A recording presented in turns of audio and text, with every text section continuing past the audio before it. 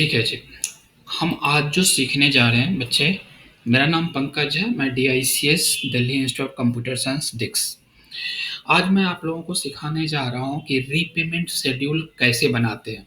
Repayment schedule, और ये automatic repayment schedule बनाएंगे, ठीक है। उससे पहले हम कुछ फार्मूला को समझना चाहते हैं कि अगर मान लीजिए कि एज फॉर एग्जांपल अगर आपने किसी से लोन लिया है कहीं पे किसी बैंक में या किसी ऐसे फाइनेंस कंपनी में, अगर आपको जॉब मिल जाता है, जॉब लग जाता है, और ऐसे आपने क्लाइंट को ये बताना होगा, और कोई क्लाइंट आपके पास आता है लोन लेने के लिए कि जी मुझे 5 लाख का लोन चाहिए 14% के रेट पे और इतने महीने के लिए, तो मुझे कितना कितना इंस्टॉलमेंट पे करना पड़ेगा। तो इसके लिए क्या होता है कि मान लीजिए आपने यहाँ पे लिखा लोन, ये मुझे ऑटोमेटिक कैलकुलेट करना है, और हर टाइम पे आप बार बार किसी को अलग अलग तो आप बना नहीं सकते। कोई कहेगा 5 लाख लेगा लोन, कोई 6 लाख लेगा, कोई 10 लाख लेगा, तो आप हर किसी को तो अलग अलग नहीं बन तुरंत वहाँ पे कैलकुलेट करने तो नहीं बैठेंगे। आपको मात्र उस फील्ड को चेंज करना है और ऑटोमेटिक कैलकुलेट हो जाना चाहिए। तो उसको हम एक्सेल में कैसे रीपेमेंट शेड्यूल, जब बैंक क्या करता है कि आप बैंक से लोन लेते हैं तो बैंक आपको रीपेमेंट शेड्यूल बना के देता है, तो उसको हम ऑटोमेटिक एक्सेल में कैसे बनाते हैं उसको आज हम सीखते हैं। यहाँ पे लोन हम सबसे पहले लिखते हैं loan sanction amount. Loan sanction amount suppose करते हैं कि आपको जो लोन सैंक्शन अमाउंट है वो आपने 5 लाख रुपए का लोन सैंक्शन अमाउंट हुआ है, 5 लाख का आपने लोन सैंक्शन लिया है, लोन सैंक्शन अमाउंट। अब यहाँ पे आता है rate of interest, rate of interest, और उसके बाद आता है कि मान लीजिए 14% का आप रेट ऑफ इंटरेस्ट जो है ये आपका पर एनम है। पर एनम का मतलब होता है साल का, 1 साल का, ठीक है। और उसके बाद आपने लिया लोन पीरियड, इसको आप टाइम भी बोल सकते हैं। टाइम समझने के लिए मैं यहाँ पे टाइम लिखा, समय, कितने सालों के लिए आपने लोन लिया। अब ये जो लोन है आपने महीने में भी हो सकता है और साल में भी हो सकता है, तो मैं इसको समझने के लिए यहाँ पे लोन टाइम जो है इन ए मंथ में ले लिया कि मैं मंथ में ले रहा हूँ, कितने महीने में लोन ले रहा हूँ। तो मैंने इन्हें मंथ समझने के लिए मैंने ले लिया कि 40 महीने के लिए मुझे लोन लेना है। अब 5 लाख का लोन 14% के रेट के हिसाब से 40 महीने के लिए लोन लेना है, तो मुझे कैलकुलेट क्या क्या करना है, मुझे कैलकुलेट करना है कि मेरा इंस्टॉलमेंट अमाउंट कितना बनेगा। तो मैंने यहाँ पे लिखना है इंस्टॉलमेंट अमाउंट मेरा कितना बनेगा। जब मेरा इंस्टॉलमेंट अमाउंट बनेगा तो उस इंस्टॉलमेंट में मुझे ये समझना है कि उसका जो प्रिंसिपल अमाउंट है उसमें इंटरेस्ट अमाउंट कितना कट रहा है, इंटरेस्ट अमाउंट कितना डिडक्ट हो रहा है, ये मुझे चेक करना है, इंटरेस्ट अमाउंट। और एक हमें ये चेक करना है, मान लीजिए कि अगर आपका सपोज करते हैं कि 12,000 का आपका इंस्टॉलमेंट को हिंदी में हम समझ सकते हैं किस्त, जिसको आप बोलते हैं। आपने कभी घर का टेलीविजन खरीदा होगा, फ्रिज खरीदा होगा, तो आप क्या करते हो, कुछ अमाउंट डाउन पेमेंट कर देते हैं, और डाउन पेमेंट के बाद आपको क्या करते हैं, इंस्टॉलमेंट बना दिया जाता है, किस्त बना दी जाती है। तो जो किस्त जो होते हैं उसमें आपने देखा होगा कि कुछ अमाउंट इंटरेस्ट का होता है और कुछ अमाउंट आपकी प्रिंसिपल में से डिडक्ट होता जाएगा, तभी तो जाकर के लास्ट में उसका इंस्टॉलमेंट खत्म हो जाएगा ना। तो वही चीज हम समझना चाहते हैं यहाँ पे कि प्रिंसिपल अमाउंट मेरा कितना डिडक्ट हुआ। तो यहाँ पे प्रिंसिपल अमाउंट कितना डिडक्ट हुआ ये मुझे निकालना है, ठीक है। 3 चीज की फॉर्मूला सीखना है मुझे, एक निकालना है इंस्टॉलमेंट अमाउंट, एक जो इंस्टॉलमेंट में से कितना हमारा इंटरेस्ट का अमाउंट डिडक्ट हुआ और कितना अमाउंट हमारा प्रिंसिपल का डिडक्ट हुआ। तो हमारे पास इस फॉर्मूला को समझने के लिए 3 फॉर्मूला हमारे पास है। 3 फॉर्मूला है, एक हमारा है पीएमटी, दूसरा है हमारे पास पीएमटी, दूसरा है हमारा आईपीएमटी, और तीसरा है पीपीएमटी। 3 फॉर्मूले हमारे पास है, एक है पीएमटी, एक है आईपीएमटी और एक है पीपीएमटी। पीएमटी कहता है कैलकुलेट इंस्टॉलमेंट अमाउंट,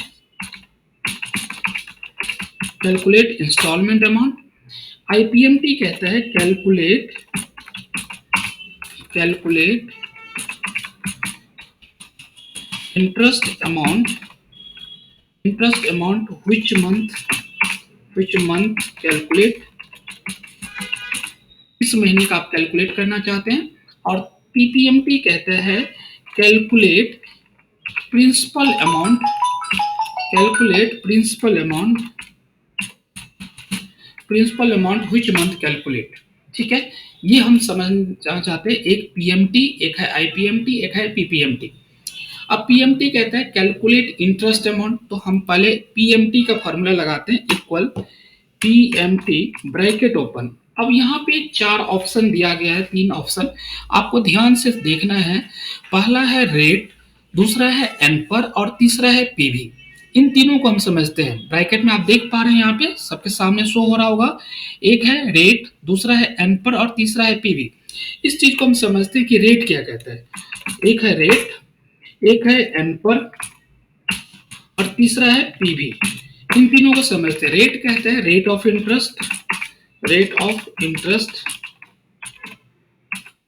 और दूसरा है एनपर। एनपर का मतलब मंथ, एनपर का मतलब होता है मंथ, जो टाइम, टाइम जिसको आप बोलते हैं कि लोन पीरियड, जिसको आप यहाँ पे आसान भाषा में समझ सकते हैं, लोन पीरियड, कि कितने महीने का आपने लोन लिया है, लोन पीरियड। और तीसरा है पीवी का मतलब होता है project value, project value, project value, जिसको आप ये भी समझ सकते हैं कि लोन सैंक्शन अमाउंट, कितना आपका लोन सैंक्शन अमाउंट हुआ है। अब मेरे पास तीन चीज पूछ रहा है, रेट, एनपर और पीवी। रेट हमारा है रेट ऑफ इंटरेस्ट, एनपर है लोन पीरियड और पीवी है प्रोजेक्ट वैल्यू। तो पीजी लोन सैंक्शन अमाउंट मेरा 5 लाख है, एन पर हमारा लोन पीरियड है, तो ये मेरा लोन पीरियड आ गया, यहाँ पे 40 महीने का लोन पीरियड है। और रेट ऑफ इंटरेस्ट क्या है हमारा, 14% रेट है। मतलब तीनों सेल यहाँ पे मेरे पास अवेलेबल है। अब यहाँ पे इंस्टॉलमेंट अमाउंट इक्वल लगाएंगे, फॉर्मूला पीएमटी ब्रैकेट ओपन। सबसे पहला कह रहा है रेट, तो रेट हमारा किस सेल में है, C4 में, तो मैं C4 का सेल का नाम दे देंगे। ठीक है, कॉमा। अब C4 क्या कह रहा है, अब ध्यान से देखिए। C4 कह रहा है कि rate of interest per annum, per annum, ध्यान से समझना है, पर एनम मतलब साल का है। अब मुझे निकालना इंस्टॉलमेंट क्या है, मंथली। तो मैं अगर डिवाइड बाई 12 कर दूंगा यहाँ पे, तो 1 महीने का आ जाएगा। अगर पर एनम का मतलब 1 साल, और 1 साल में कितने महीने होते हैं, 12 महीने, तो डिवाइड क्या करेंगे, 12 से, कॉमा। नेक्स्ट कह रहा है एन पर, एन पर का मतलब है लोन पीरियड, लोन पीरियड मेरा क्या है, 40 महीने का। अगर यही चीज अगर ईयर में होता तो मैं क्या करता, मंथ में कैलकुलेट करना होता, तो यहाँ पे मैं मल्टीप्लाई 12 कर देता, लेकिन यहाँ पे ऑटोमेटिक लिखा हुआ है मंथ ही, 40 मंथ, तो मैं एज इट इज सेल दूंगा। अगर यहाँ ईयर में होता तो मल्टीप्लाई 12 कर देता, लेकिन मुझे यहाँ पे मल्टीप्लाई 12 करने की जरूरत नहीं है, क्योंकि ऑलरेडी यहाँ पे लिखा हुआ है क्वेश्चन में कि टाइम इन ए मंथ, मतलब मंथ में है ये आपका, और 40 महीने का है, कॉमा। पीवी, पीवी का मतलब होता है project value, loan sanction amount, मैंने आपको यहाँ पे दिखा भी दिया है डेफिनेशन में कि लोन सैंक्शन अमाउंट। ठीक है, तो मेरा लोन सैंक्शन कितने का है, 5 लाख का, मैंने इस सेल का नाम दे दिया, और ब्रैकेट क्लोज कर देंगे। जैसे ही ब्रैकेट क्लोज करेंगे आपका इंस्टॉलमेंट अमाउंट कैलकुलेट होके आ जाएगा। 2013 के बाद जो एक्सेल है, 2013 से बाद का, उसमें क्या होता है कि ब्रैकेट में और रेड कलर, ये किसी किसी सेल में, ये एक्सेल में आता है ये। तो अगर आपको डॉलर का साइन आ गया, डॉलर को मुझे क्या करना है, रुपीज में कन्वर्ट करना है, तो रुपीज में कन्वर्ट करने के लिए यहाँ पे ऑप्शन आता है ऊपर में, करेंसी के जस्ट नीचे कॉमा, ये आपको रुपीज में कन्वर्ट कर देगा। एज इट इज ये रुपीज में कन्वर्ट कर दिया। जैसे आप डॉलर को रुपीज में कन्वर्ट करेंगे तो क्या होगा, माइनस में आ गया वैल्यू। ब्रैकेट, एक्सेल में ब्रैकेट का मतलब होता है माइनस, और इस माइनस को मुझे प्लस में ले जाना है। तो आप लोगों ने मैथमेटिक्स में पढ़ा होगा, माइनस माइनस क्या होता है, प्लस। तो यहाँ पे F2 प्रेस करेंगे और पीएमटी से पहले यहाँ पे माइनस लगा देंगे।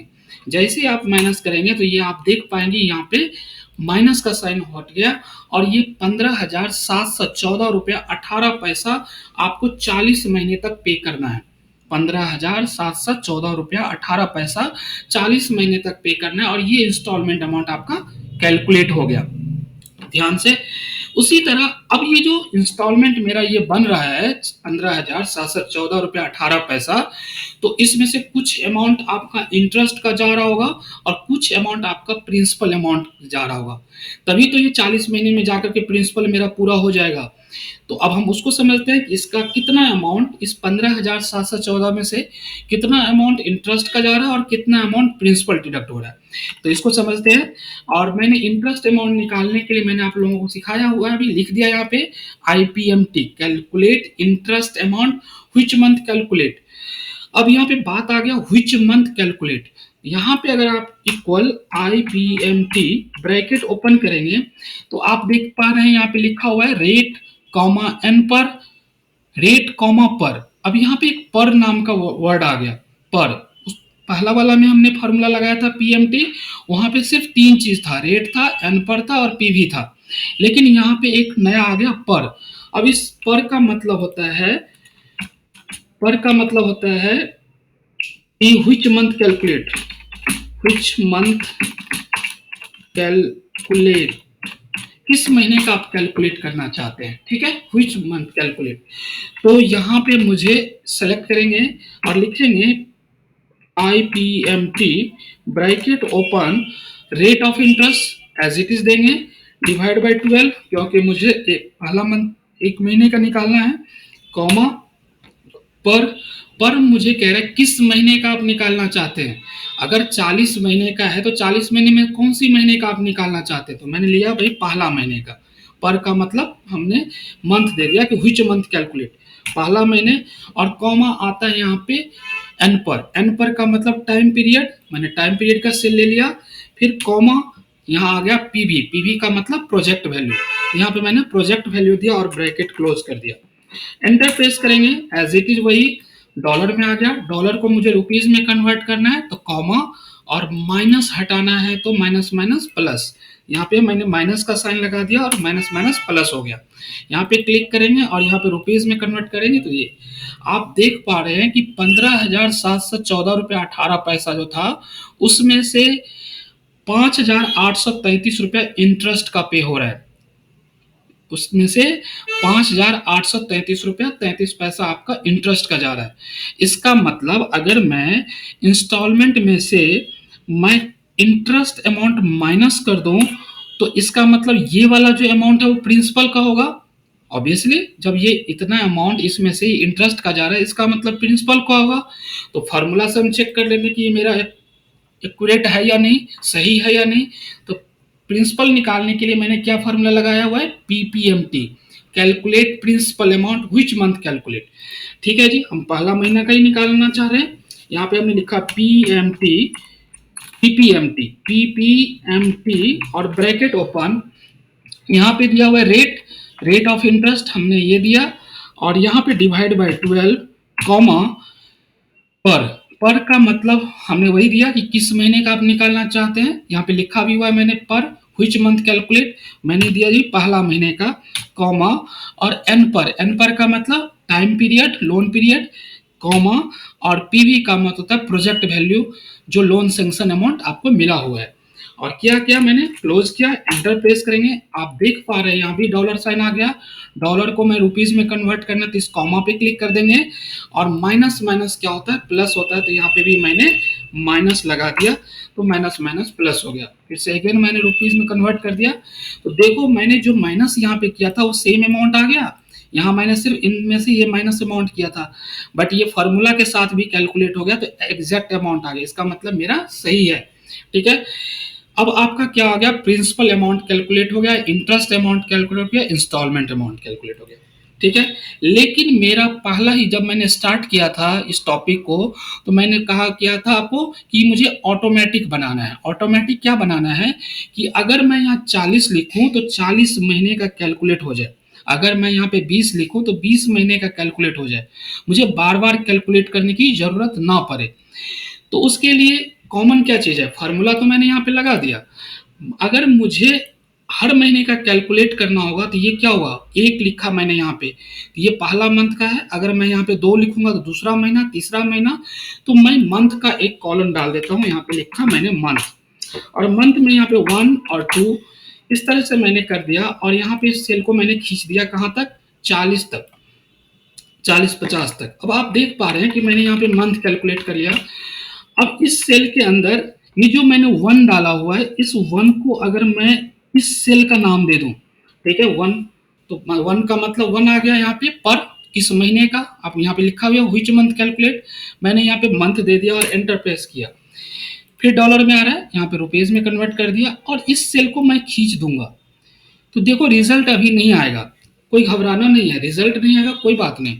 यहाँ पे समझते हैं हो क्या रहा है। एक्सेल में क्या चीज है कि जैसे आप कोई सेल को आप ड्रैग करते हैं तो रेफरेंस आगे आगे खींचता है। आप ध्यान से देखो इस सेल में क्या है, यहाँ पे C4 C8 ये 3 फिक्स है, 3 वाला सेल है। लेकिन इस सेल में क्या हुआ कि इसको छोड़ दिया, इस सेल में क्या हुआ कि आगे शिफ्ट हो गया, इस सेल में क्या हुआ आगे शिफ्ट हो गया, मतलब इस सेल को छोड़ता जा रहा है। बट क्या करना है मुझे, हमेशा इन 3 सेल को फिक्स करना है और फिक्स करने के लिए मेरे पास एक शॉर्टकट की है F4। मुझे इन तीनों सेल को फ्रीज करना है क्योंकि हमेशा जो लोन सेंक्शन अमाउंट होगा ये वाला वैल्यू फिक्स रहेगा। तो मैं क्या करूंगा F4 से लॉक कर दूंगा। मैंने इस सेल को लॉक कर दिया और एन पर को भी लॉक कर दिया और प्रोजेक्ट वैल्यू को भी लॉक कर दिया। मैंने सिर्फ किसको छोड़ा, मंथ को। मंथ को मैंने इसीलिए छोड़ा क्योंकि मंथ क्या होगा, पहला मंथ, दूसरा मंथ, तीसरा मंथ, हर सेल को जब मैं खींचूंगा तो इस वाले मंथ का आमने सामने की वैल्यू आ जाएगा, इसीलिए मैंने इसको लॉक नहीं किया। ठीक है, ध्यान एंटर प्रेस करेंगे। अब जा करके जब मैं खींच दूंगा आप ध्यान देंगे तो देखो ऑटोमेटिक कैलकुलेट हो रहा है। अब मैं 40 महीने तक कैलकुलेट कर दूंगा तो ये देखो क्या हुआ है, ऊपर में मैंने 40 लिखा है, वैल्यू 40 तक आई लेकिन 41 महीने में वैल्यू नहीं आई। ठीक है, ध्यान से, कोई बात नहीं, मुझे ऑटोमेटिक बनाना है। ये वाला भी मुझे हटाना है, नम नम को मुझे हटाना है। तो कैसे हटाते हैं इसको, यहाँ पे इंटरेस्ट अमाउंट आता है। अब आता है इंटरेस्ट अमाउंट। तो इंटरेस्ट अमाउंट के लिए भी मैं क्या करूंगा, यहाँ पे एज इट इज कर दूंगा। मैं इसको F4 से लॉक कर दिया, इस वाले सेल को भी F4 से लॉक कर दिया और ये वाला जो मंथ था इस मंथ को मैंने ये वाली सेल ले लिया और मैंने यहाँ पे इस वाले को भी लॉक कर दिया। ये मेरा लोन पीरियड था। एंटर प्रेस करेंगे, यहाँ पे डॉलर है, डॉलर को मैंने रुपीज में कन्वर्ट कर दिया। अब इसको मैं खींच दूंगा तो ये भी आप देख पा रहे हैं 40 महीने तक कैलकुलेट हुआ और 40 महीने तक ओके आ गया। ठीक है, अब यहाँ पे इसी तरह इंस्टॉलमेंट अमाउंट को खींचेंगे। इंस्टॉलमेंट अमाउंट में मुझे लॉक किसको करना है, सिर्फ ये 3 सेल को। इसमें मंथ की तो कोई बात ही नहीं क्योंकि इंस्टॉलमेंट जब भी बनता है वो बराबर बनता है हर महीने के लिए। तो यहाँ पे पर नाम का कोई वर्ड ही नहीं था तो मैंने इसको लॉक कर देंगे, इस सेल को भी लॉक कर देंगे और इस सेल को भी लॉक कर देंगे और एंटर प्रेस कर देंगे। अब डॉलर आ गया, डॉलर को रुपीज में कन्वर्ट कर दिया और इसको हम खींच देंगे यहाँ तक। तो यहाँ पे ऑटोमेटिकली खींच देंगे। लेकिन बात आ रहा है कि सर यहाँ पे 40 महीने के लिए प्रिंसिपल अमाउंट तो आ गया, इंटरेस्ट अमाउंट आ गया, बट इंस्टॉलमेंट क्यों बढ़ रहा है। बिल्कुल नहीं बढ़ना चाहिए और नहीं बढ़ेगा, इसके लिए भी हम एक फॉर्मूला लगाएंगे यहाँ पे। अब आता है यहाँ पे कि जब आपने कोई लोन लेते हैं तो एक होता है ओपनिंग बैलेंस, ओपनिंग बैलेंस, और एक होता है आपका क्लोजिंग बैलेंस। एक होता है ओपनिंग बैलेंस और एक होता है क्लोजिंग बैलेंस। क्लोजिंग बैलेंस, जिस महीने आपने कोई लोन लिया है तो लोन जब लेंगे उस महीने का पहला दिन आपका क्या होगा, लोन सैंक्शन अमाउंट का जो ओपनिंग बैलेंस होगा। तो यहाँ पे एज इट इज मैंने वैल्यू लिया, सेल का रेफरेंस ले लिया इक्वल और उस सेल की वैल्यू मैंने यहाँ पे एंटर कर दिया, एंटर प्रेस कर दिया। तो क्या हुआ, पहला महीने का पहला दिन मेरा ओपनिंग 5 लाख रुपया है। जब मैं इंस्टॉलमेंट पे कर दिया हूं, जब मैंने ये इंस्टॉलमेंट पे कर दिया तो इसका क्लोजिंग बैलेंस क्या होना चाहिए, क्या होना चाहिए, इक्वल जो ओपनिंग में से माइनस कर दूंगा प्रिंसिपल अमाउंट, क्या माइनस इंटरेस्ट अमाउंट होगा, होगा, बिल्कुल नहीं होगा। क्यों नहीं होगा, क्योंकि इंटरेस्ट अमाउंट जो है वो आप एक्स्ट्रा पे कर रहे हैं। ठीक है, कभी भी आपकी जो लोन सैंक्शन अमाउंट है उसमें से इंटरेस्ट माइनस नहीं होता। जब इंटरेस्ट माइनस हो ही जाएगा उसमें से तो आप भी समझ सकते हैं लोन लेके फायदा क्या हुआ। तो इंटरेस्ट जो है वो आपका ब्याज है एक तरह का, वो आप एक्स्ट्रा पे कर रहे हैं, इसीलिए ओनली प्रिंसिपल अमाउंट जो डिडक्ट हो रहा है वही माइनस होगा। एंटर प्रेस करेंगे और इसको क्या करेंगे, जब हमारा लोन पहला मंथ में हमने पे कर दिया इंस्टॉलमेंट और जो क्लोजिंग होगा उस महीने का वो दूसरे महीने का अगली महीने का क्या होगा, ओपनिंग होगा। कहते हैं ना अकाउंट्स में, ये कहते हैं आप लोग कि इस महीने का क्लोजिंग अगले महीने का ओपनिंग होगा। तो वही चीज पहला महीने का क्लोजिंग, दूसरे महीने का ओपनिंग होगा, तो मैं इस सेल को सेलेक्ट करूंगा और उस महीने का यहाँ पे क्लोजिंग रख दूंगा। अब क्या होगा, जैसे मैं इस सेल को यहाँ पे खींचूंगा तो आप देख पा रहे हैं और इस पे क्लिक कर दूंगा तो एज इट इज देखो फॉर्मूला मेरा मैंने ड्रैग कर दिया, कुछ भी नहीं किया, मैंने ड्रैग किया है। ड्रैग करने के बाद ये देखिए ऑटोमेटिक फॉर्मूला आ गया और 40 महीने में आपका लोन खत्म हो गया, जीरो हो गया लोन। ठीक है, this is the repayment schedule इसको बोलते हैं। अब बात आता है सर ये सब क्यों चीज आ रहा है, इस सब चीज को भी देखते हैं। एज फॉर एग्जाम्पल यहाँ पे मैंने 40 की जगह, कोई भी आपको कहता है सर मुझे ना 10 महीने के लिए लोन लेना है, मैं यहाँ पे 10 प्रेस करूंगा, देखो यहाँ पे 10 महीने में आपका लोन खत्म हो जाएगा। कोई कहता है सर मुझे ना 18 महीने के लिए लोन लेना है, मैंने कहा भाई ठीक है 18 महीने के लिए लोन लो। 18 महीने में आप लोन लोगे, 30,000 रुपये इंस्टॉलमेंट पे करना पड़ेगा आपको। कोई कहता है सर मुझे 5 लाख नहीं 10 लाख रुपए लेना है, मुझे 10 लाख रुपए ले लो जी। ठीक है, 10 लाख रुपए ले लिया, आपको ये इंस्टॉलमेंट पे करना है। कोई कह रहा है सर 14% नहीं मुझे 10% के रेट पे दे दो, भाई ले लो, ठीक है 10% के रेट पे ले लो। इस तरह से रीपेमेंट से ले लो, सिर्फ आपको ओनली दिस इन तीनों सेल में चेंज करना है, ये ऑटोमेटिक चेंज होगा, ये ऑटोमेटिक चेंज होगा। अब बात आता है कि सर ये सब चीज नहीं आनी चाहिए, ये सब अच्छा नहीं लग रहा। ठीक है जी, हम कहते हैं इसमें कॉमन चीज क्या देखने वाली बात है, आप ये देख पा रहे हैं यहाँ से, जब मेरा मंथ, जब मेरा ये मंथ कंप्लीट हो जाए, जो मैंने मंथ यहाँ पे 18 दिया, तो ये 18 के बाद ये तो प्रिंट ही नहीं होना चाहिए, सबसे बड़ी बात। जब मैं यहाँ पे 18 मंथ दिया तो यहाँ पे मंथ ही नहीं प्रिंट होना चाहिए। तो मैं ऐसा क्या फॉर्मूला लगाऊं कि मैं अगर 20 डालूं तो ये मंथ 20 तक ही प्रिंट हो, और यहाँ पे 19 डालूं तो 19 तक ही प्रिंट हो। तो इसके लिए एक फॉर्मूला है, यहाँ पे मैं चेक करता हूं, मुझे मंथ को इंक्रीज करना है कि इक्वल इफ, और यहाँ पे मैंने लॉजिकल टेस्ट चेक कर लूंगा कि इफ ये वाला जो क्लोजिंग बैलेंस है, अगर ये क्लोजिंग बैलेंस ग्रेटर देन 1 है, अगर एक से ज्यादा है, तो फिर से चेक करें इफ कि पिछला महीना क्या ये ब्लैंक है, अगर ये ब्लैंक है तो ब्लैंक प्रिंट कर दे, अदरवाइज पिछला महीने में +1 कर दे। ध्यान से, हमने कुछ भी बड़ा फॉर्मूला नहीं लगाया, ध्यान से हमने ये लिखा कि क्लोजिंग बैलेंस, जो आपका क्लोजिंग बैलेंस है पिछले महीने का, उसमें अगर एक से ज्यादा है तो कंडीशन फिर से चेक करें, क्या ये महीना जो पिछला महीना है वो ब्लैंक है, अगर ब्लैंक है तो ब्लैंक प्रिंट कर दे, नहीं है तो जो भी वैल्यू है उसमें +1 कर दे। ठीक है, इसको मैंने क्लोज किया। अगर सपोज दैट ग्रेटर देन 1 नहीं है, ग्रेटर देन 1 नहीं है, इसका मतलब क्या हुआ, क्लोजिंग बैलेंस जीरो हो गया होगा। जीरो हो जाए तो क्या हो जाए, ब्लैंक प्रिंट हो जाए, जीरो हो जाए तो ब्लैंक प्रिंट हो जाए और ब्रैकेट क्लोज। डबल कोट्स में मैंने कोई स्पेस नहीं दिया, कुछ भी नहीं दिया, तो ये क्या करेगा, ब्लैंक कर देगा। और एंटर प्रेस करेंगे तो आप देख पा रहे हैं यहाँ क्या हुआ, 1 के बाद 2 हो गया। अब इसमें फॉर्मूला नहीं लगा हुआ है, इसमें फॉर्मूला लगा हुआ है, मैं इसको खींच दूंगा यहाँ पे और यहाँ पे लास्ट तक खींच दूंगा जहां तक खींचना है। तो अब आप ध्यान से देख पा रहे हैं क्या हुआ, 18 के बाद ये 19 नहीं हुआ, 18 के बाद ये 19 नहीं हुआ। और मैं यहाँ पे अगर 18 की जगह मैं 20 कर दूंगा तो ये 20 के बाद 21 नहीं होगा और मेरा काम बन गया।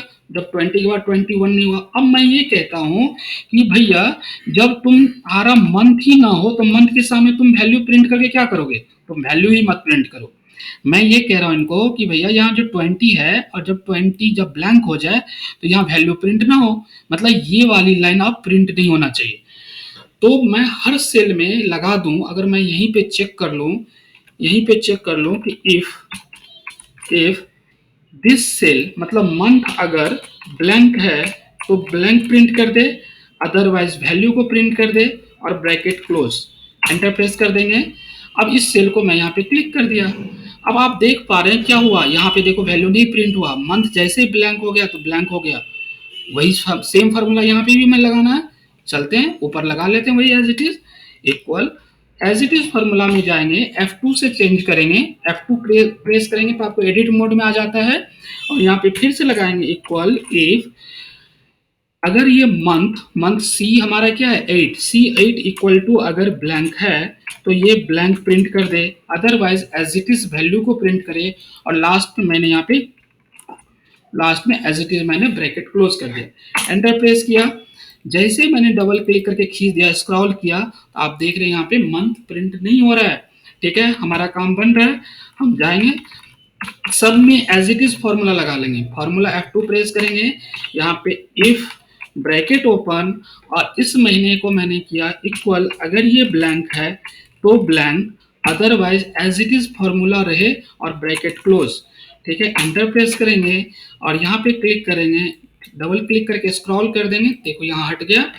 और यहाँ पे भी मैं एज इट इज फॉर्मूला लगा लूंगा, यहाँ पे इक्वल इफ ब्रैकेट ओपन और दिस इक्वल टू ब्लैंक है तो ये blank, otherwise as it is formula रहे। मैंने फॉर्मूला एज इट इज रखा, एंटर प्रेस किया, यहाँ पे क्लिक किया, खींच दिया, यहाँ पे ड्रॉ ड्रैग, देखो सारा कुछ हट गया, मेरा काम बन गया। और इंस्टॉलमेंट अमाउंट में भी मैं ये कह रहा हूँ कि भैया इंस्टॉलमेंट जो तुम इतना लंबा खींच रहे हो, जरूरत ही नहीं है। जब मंथ ब्लैंक हो गया तुम भी ब्लैंक हो जाओ। तो मैं यहाँ पे कहता हूँ कि इक्वल, यहाँ पे चेक कर लेंगे स्टार्टिंग में ही, इफ अगर ये मंथ ब्लैंक है तो यहाँ से भी ब्लैंक प्रिंट हो जाए, otherwise as it is formula आ जाए। और यहाँ पे मैं कर दिया ब्रैकेट क्लोज, एंटर प्रेस करेंगे, यहाँ पे क्लिक करेंगे और यहाँ से मैंने खींच दिया, देखो आपका ब्लैंक हो गया सारा कुछ। आप ये ध्यान देंगे, यहाँ पे कुछ ऐसा नहीं हुआ, फार्मूला सब में लगा हुआ है। जैसे मैं सेल पे जा रहा हूँ सब पे फार्मूला लगा हुआ है, लेकिन हो क्या रहा है कि जैसे ये ब्लैंक मंथ हो जाएगा तो यहाँ पे ब्लैंक प्रिंट हो गया। फॉर्मूला सब में लगा हुआ है, ऑटोमेटिक कैलकुलेट। अब आप ध्यान से देखो, यहाँ पे मैंने 30 लिखूंगा तो यहाँ पे ऑटोमेटिकली मंथ 30 तक आएगा। ठीक है, अगर मैं यहाँ पे 50 लिखूंगा तो ये ऑटोमेटिकली 50 तक जाएगा। ठीक है, और 50 महीने में लोन आपका क्लोज हो जाएगा। ये एक तरह का ऑटोमेटिकली रीपेमेंट शेड्यूल आपके सामने मैंने रख दिया है। बच्चे बहुत ही अच्छा फंक्शन था हमारा, पीएमटी, आईपीएमटी और पीपीएमटी। रेट को बोलते हैं रेट ऑफ इंटरेस्ट, एन पर का मतलब लोन पीरियड, पीवी का मतलब प्रोजेक्ट वैल्यू, और पर का मतलब व्हिच मंथ कैलकुलेशन।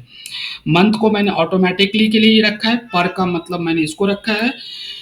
और इन तीनों सेल को फ्रीज करने के लिए मैंने F4 को यूज किया। ध्यान से, क्या क्या मैंने यूज किया, F4 को मैंने यूज किया। फार्मूला क्या सीखा आपने, इफ फार्मूला। सारा काम कौन कर रहा है, इफ फार्मूला, जो ऑटोमेटिक को बना रहा है कि मंथ ऑटोमेटिकली जा रहा है, ये सारा काम कर रहा है मंथ को। इफ फार्मूला से हमने चेक कर लिया, और +1 पिछले महीने में क्या हो क्या रहा है, ध्यान से देखो कि अगर ये क्लोजिंग बैलेंस G8 को मैंने चेक किया कि G8 अगर ग्रेटर देन 1 है, कंडीशन ट्रू हो रहा है, 1 से बड़ा है मतलब ट्रू हुआ, कंडीशन जैसे ट्रू हुआ तो फिर से अगला वाले को चेक करेगा। और चेक किया क्या C8 में ब्लैंक है तो कंडीशन फॉल्स हो गया, ब्लैंक तो नहीं है। जब ये फॉल्स हुआ तो क्या आ गया, इस पे आएगा, तो C8 में क्या वैल्यू 1, 1 + 1 कितना हो गया 2, इस सेल में आ गया 2। इसी तरह से बढ़ता जाएगा। जब यहाँ पे आया लास्ट में, यहाँ पे क्या हुआ, ध्यान से देखिए, यहाँ पे क्या हुआ कि पूछा कि G56 क्या है, ये वाला वैल्यू है, क्या ये ग्रेटर देन 1 है, ग्रेटर देन 1 ऑब्वियसली एक से ज्यादा है, 24,334 एक से ज्यादा है। कंडीशन ट्रू हुआ, कंडीशन ट्रू हुआ तो इस सेल पे आया। और इस सेल पे चेक किया कि क्या G56 ब्लैंक है, C56 ब्लैंक है, C56 कितना है 49, ब्लैंक तो नहीं है 49 है, कंडीशन हो गया फॉल्स। और यहाँ पे कितना हो गया 56 में कितना वैल्यू है 49 + 1 कितना हो गया 50, यहाँ कंडीशन ट्रू हो गया 50। बट यहाँ पे क्या हुआ, यहाँ पे ध्यान से देखिए, कंडीशन क्या हुआ G57 ये है, G57 ग्रेटर देन 1 है, कंडीशन हो गई फॉल्स, पहला ही सेल फॉल्स हो गया। जैसे क्योंकि 0 है, कंडीशन हो गई फॉल्स, तो फॉल्स हो गया तो किस पे आ गया, इससे डायरेक्ट आकर के यहाँ पे प्रिंट हो गया, ये वाली सेल को ट्रू कर दिया। कंडीशन यहाँ ट्रू होगा तब ना जाएगा इसके अंदर, अगर यही कंडीशन फॉल्स हो गया तो यहाँ पे क्या हो गया, फॉल्स पार्ट को ले आया और यहाँ पे एंटर होकर ब्लैंक प्रिंट हो गया। ठीक है, यही चीज आपका रीपेमेंट शेड्यूल होता है, ऑटोमेटिकली कैलकुलेट हो जाता है। कभी भी आप किसी को बैंक में लोन देंगे, आपके पास कोई क्लाइंट आता है, आपको मात्र ये 3 चीज सेल चेंज करना है कि भैया कितने का लोन लेना है, कितना परसेंटेज पे लेना है और कितने महीने के लिए लेना है, आपको सब कुछ यहाँ पे बता दिया जाएगा। प्रिंसिपल अमाउंट आप देख पा रहे हैं कि अगर प्रिंसिपल अमाउंट को पूरा जोड़ देंगे, पूरी जोड़ के कैलकुलेट करेंगे, 50 महीने में लोन कैसे खत्म हो रहा है 10 लाख, आप इसको जोड़िए, पूरे पूरे 10 लाख हो रहे हैं। देख रहे नीचे, नीचे स्टेटस बार में आपको शो हो रहा होगा ग्रीन पट्टी पे 10 लाख, इसका सम वैल्यू जो है 10 लाख है। तभी जाकर के इंस्टॉलमेंट खत्म होगा ना। 10 लाख का लोन था, 10 लाख खत्म हो गया। ये वाला जो अमाउंट होता है ये आपका ब्याज है। जब किसी से आप लोन लेंगे तो ऑब्वियसली उसको ब्याज पेमेंट करेंगे ना, तो इतना अमाउंट आप ज्यादा पेमेंट कर रहे हैं। 50 महीने में 2,26,860 रुपए इंटरेस्ट आप पे कर रहे हैं। ठीक है बच्चे, आज के लिए टॉपिक है बहुत ही अच्छा। Good afternoon.